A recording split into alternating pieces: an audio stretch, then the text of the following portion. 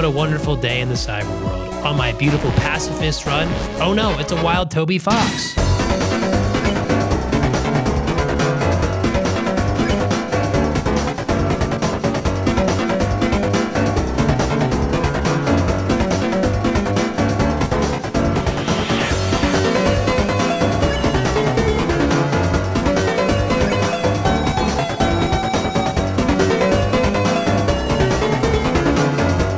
The Undertale fandom save the universe? Well, not the real universe, the Undertale one. That question popped in my mind after I saw what you guys were saying in the comments in the last video. You know, after playing Undertale about 9-ish years later, I know I saw what you guys were saying, but 10 just sounded better. But what I learned was that this Undertale fandom was still alive and well. This community was buzzing. It was waiting for more Undertale content, so I was wondering, why are they so thirsty? Why do the Undertale people need to be fed? And my answers lied ahead. And what I found consumed me for the last 3 weeks. The 3 most important things that I found that keep the fandom alive are 1, Toby Fox, 2, Deltarune, and 3, the fan-made games. Today we're going to be talking about Undertale Yellow specifically. So first, let's talk about Toby Fox and what he means to the Undertale fandom. And for those watching that do not know, Toby Fox is the creator of Undertale and Deltarune. He also composed all the music for both of those games, and he also played Super Smash Ultimate with the creator of Super Smash Ultimate in Japan, and he also was on Forbes 30 Under 30,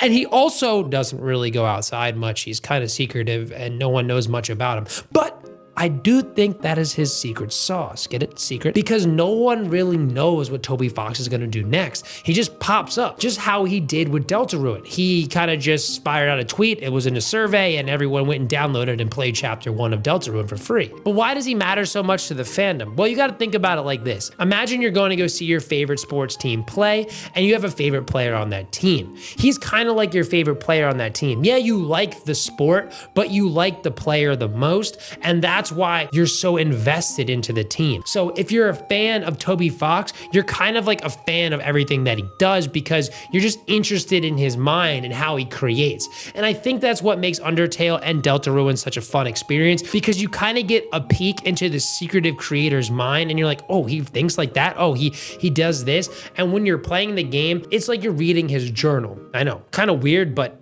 I do feel that way. I feel like I'm peering into this guy's like game life in a journal. I don't know. I finally just, maybe I'm overthinking it, but that's what he does. He makes us all overthink. I mean, just take one look at the Reddit for Deltarune, and there are fans discussing why certain things are yellow and why things are white and why I care. I mean, it's so in depth, the amount of analysis the fans are doing on these games, that he has the fans in an iron grasp. I mean, they're just fiending for more information about their favorite game. And that brings me to Deltarune. The first chapter released in 2018 and the second chapter released shortly after in 2021. I don't mean shortly after, I mean there's about a 3-year wait for every chapter. So maybe this year, before the end of the year, I'm hoping that maybe we get chapter 3, chapter 4, chapter 5. But it made me think, how are the fans so patient? How do they wait so long for each game to come out? So obviously I had to play it and see why the fans were so patient for Deltarune. And I see why. The game is great. It's a superb follow-up to the Undertale game. I honestly like it a little bit more. I think the characters are extremely fun. I love Susie, and I think Rouse is funny, and Chris, Chris, they the one. I think I like the brooding, like, you know, mysterious character, kind of like Toby Fox, But Susie's a joy. I didn't like Susie at first, but Susie grows on you, and then Rouse is just kind of like a annoyingly nice, but you just kind of begin to roll with it and you start to understand, you know, why they're so fun as the game develops. And the story is beautiful so far. I mean, I'm so intrigued. I need to know why certain things are happening. I'm not going to spoil, but I need to know why certain things are happening. I mean, I need to know. But I do truly believe that the fans keep this game alive. Without them, this would be a sinking franchise. I mean, the people are so intrigued of the characters. Even the bosses you fight, even the side characters you run into, they're pretty cool in this game as well. I mean, they're just as good as the Undertale characters. And I'm the biggest Lancer fan on this side of the planet. Come at me, bro. I will literally fight anybody who hates Lancer. If you hate Lancer, I will literally take you down personally. Sorry about that. I get a little emotional when we talk about Lancer, but that's what I'm saying. Deltarune is a game that makes you love the characters. It makes you love the universe as you're playing. You start to really enjoy them, and then you go to the forums and you get to talk with other fans about them and theorize what's going to happen next and what the relationships mean to each other. But we got to pipe down with the shipping stuff, and I've seen a little things on the Reddit. It's a little weird, but anyway, I think that is really what keeps this game breathing, is the conversation you get to have. You get to see why it's so important to build characters in games. Characters carry the franchise. Without a good character, we have nothing. That is the main reason why I think Deltarune and Undertale reign supreme in the minds of its fans, is because of the character development and the story that follows with them. And those two main ingredients create the nutritious value of a superb Undertale Deltarune fan. And these nutritious and delicious fans do some pretty amazing things, like make some fire fan-made games, and specifically Undertale Yellow. Now, I did browse the other ones, but I really enjoyed Undertale Yellow. I just completed my Genocide playthrough, and it was a blast. I mean, Clover is a great addition to the family. I love the Yellow Soul lore. I loved Flowey kind of guiding me through it, and I'm saying a lot of love because, well, I gained a lot of love in this playthrough, because it was gruesome and I felt terrible.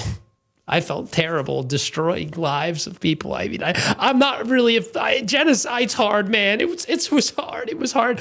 It's wild to call this game a fan-made game. It really feels a part of the actual world of Undertale. Like, it belongs as one of Toby Fox creations, but it was made by a group of people that did a superb, immaculate job.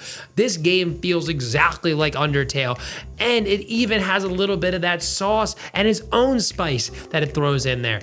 I thoroughly enjoyed this game, and I highly recommend anyone who hasn't played it that's a fan of these games plays it immediately. It's free. And to me, that shows you the true power of this fandom. When they come together and they work together, they can make something that has rarely been achieved by other gaming communities. By not only making a game that adds to the depth of Undertale, that also keeps the fans engaged in a universe that takes time to build. I mean, Toby Fox is only one person, and it takes him time to create new chapters, to create new games. And when the fans come together to make games, to fill the void, to keep them fed, it really shows a community that cares about the world. It cares about the characters. It cares about the story, and it cares about each other. And Undertale Yellow is exactly that. It is the glue in the community. It's something to look back on and be like, wow, this is an accomplished group of people that actually genuinely care about the longevity of this franchise.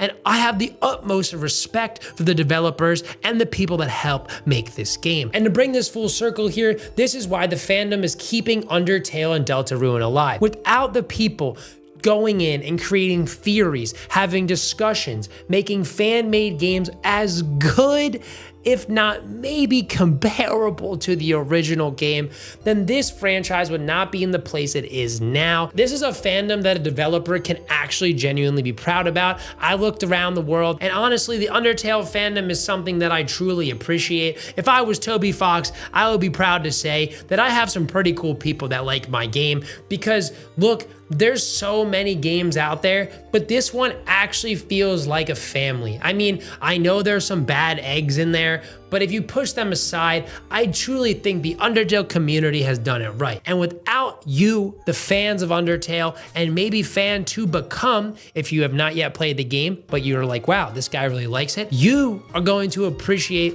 the group of people and the future that Undertale, Deltarune, and Toby Fox are going to pave for us. Now, if you guys like this video, don't forget to like and subscribe. We are super close to 1,000 subscribers. It would mean the world to me if we could reach 1K subs. I mean, I pretty much stopped streaming on Twitch so that I could pursue this YouTube grind full time. So I'm gonna keep pumping these videos out soon. Let me know in the comments if there's some other games you would like me to play. I just started the game Omari.